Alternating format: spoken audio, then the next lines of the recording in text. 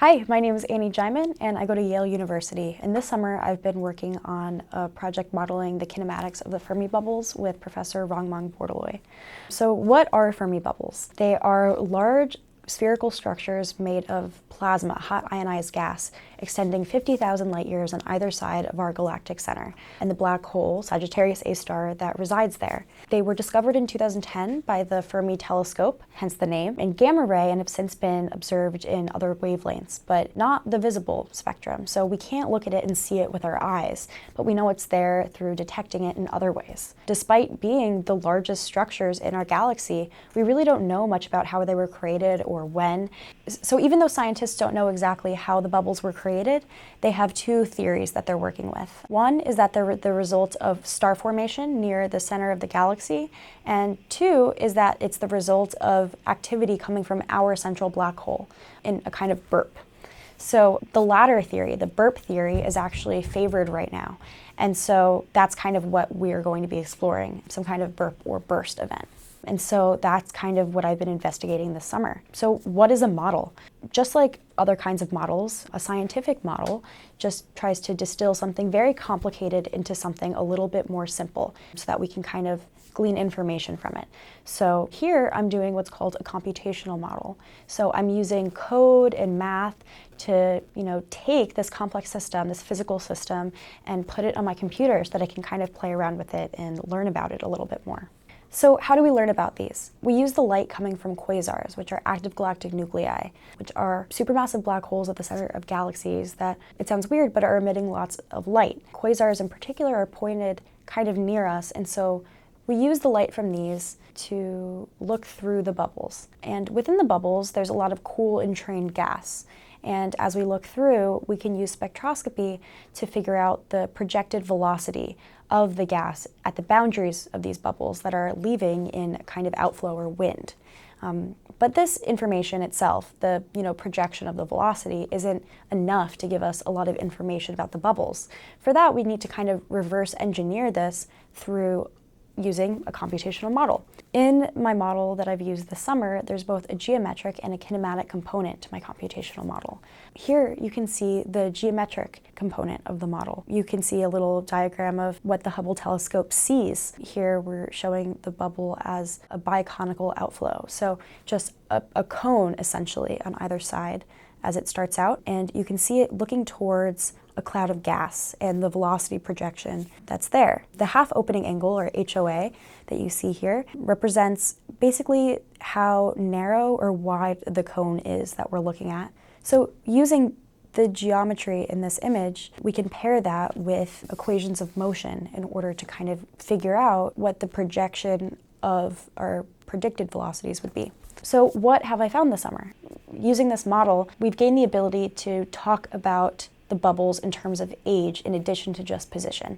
So by looking at not just the velocities of things, but where they are as we get that velocity, we're able to, again, reverse engineer an age and begin to think about, where things would be if the burst event that created it happened at different times. So here in this GIF, you can see using my model where we would predict essentially stuff to be at different ages, which you can see on the right side.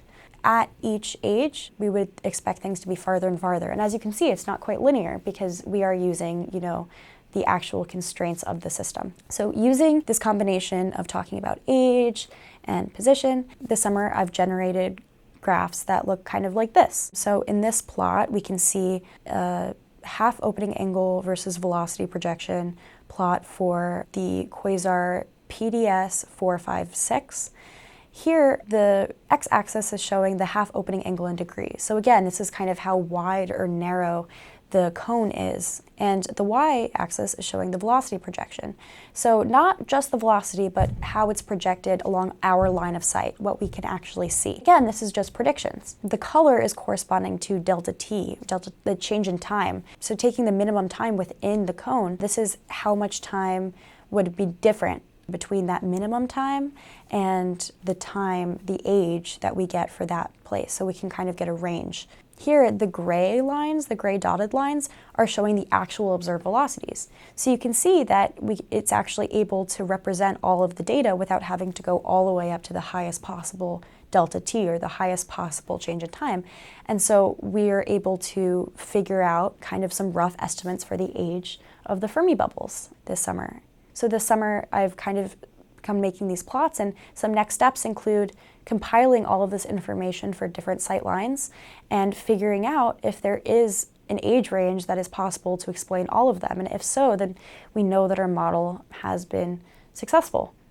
Research on the Fermi bubbles is really important to understand how the center of galaxies work, how central black holes work, and what the recent history of our galaxy looks like. Research from both that we've done this summer and that other scientists have done indicate that the Fermi bubbles are under 10 million years old, which sounds like a lot of time, but in the grand scheme of our galaxy, and especially the universe, is really not very long. The dinosaurs were on Earth 66 million years ago, so if they had a way to look up, they wouldn't have seen anything. So this is kind of really recent history for us. And it's also interesting because other galaxies, as far as we can tell, don't have these structures. So we don't really have other ways to look at it. Like, this is kind of new information that we're getting, which is something that I've really loved doing this summer. And I've really, really enjoyed it. After the summer, I'm really excited to pursue a career in astrophysics research. This has been my first time doing astronomy and astrophysics research, and I've really, really enjoyed it. I think it was difficult at times, but that just made the times when I figured things out so much more worth it. It's been so cool to kind of explore questions that we don't know the answers to. In my classes, I'm so used to knowing that there's, a right answer out there. And it's similar here, but it's different in the sense that no one knows what that is. And yeah, I've really enjoyed the problem solving component. I think it's really interesting to kind of have a task, but you have to figure out how to get there.